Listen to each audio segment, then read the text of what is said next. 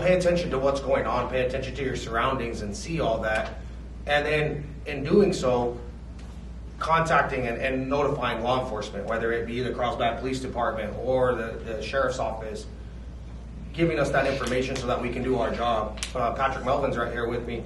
We build the cases from the ground up. He's the one that gets that information from us. And strong witnesses, key evidence, all that ties into him being able to put them in jail. We're on the same page with that.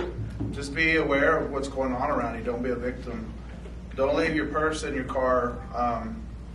That's how so many burglaries I was involved in happened. Someone left something valuable in plain view. So be a hard target. Don't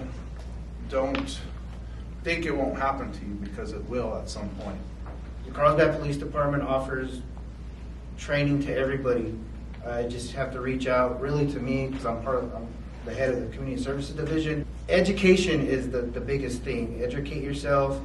Commander Leo's hit it too. Don't be your soft target. Our burglaries are because people aren't locking their doors. That's home and auto.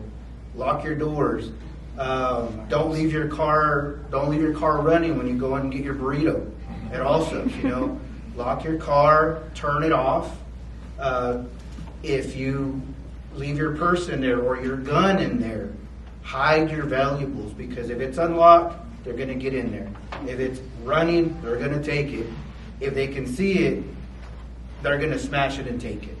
Training that our respective agencies offer is in most cases free and is readily available. So the Carlsbad Fire Department, along with a few members of the Carlsbad Police Department, are CPR certified and able to train individuals as well as groups, businesses on CPR.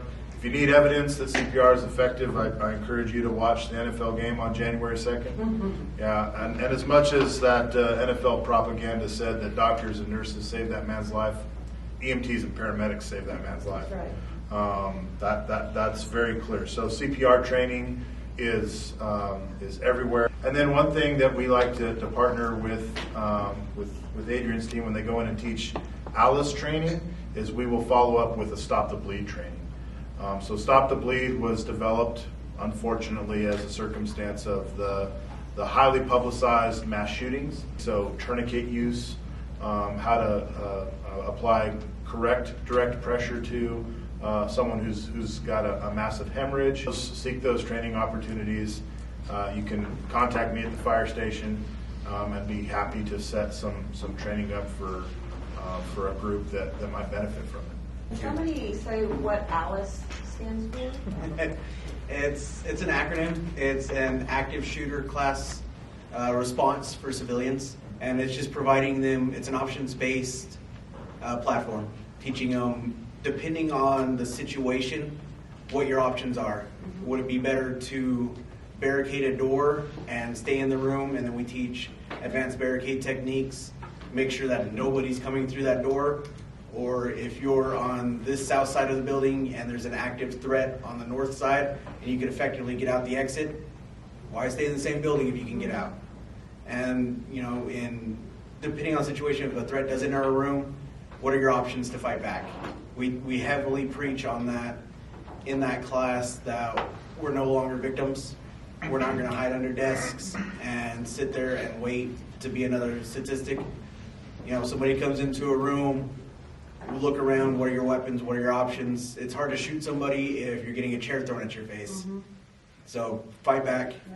So it's an options-based response to an active threat for civilians. And primarily with the schools and stuff, we're telling the teachers it's going to be, we're asking them to remember some of the stuff that we're doing on the hardest day of their lives, but we're also informing them on how our response as police officers are going to be. And it's just letting them know what to expect whenever we get there, when fire and EMS get there, and then we go over a evac plan or reunification plan, and it's also all covered in that class.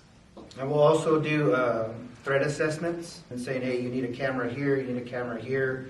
This door doesn't lock. You need to make sure that this door locks from the outside. And then we'll do the checklist. SEPTED? SEPTED. SEPTED? Crime prevention through environmental design. Yeah. So we'll do that, and then we'll give you a week or maybe a month or so, and then we'll either do a surprise visit or a scheduled visit, and we'll go in there and see if you've done those changes to better security.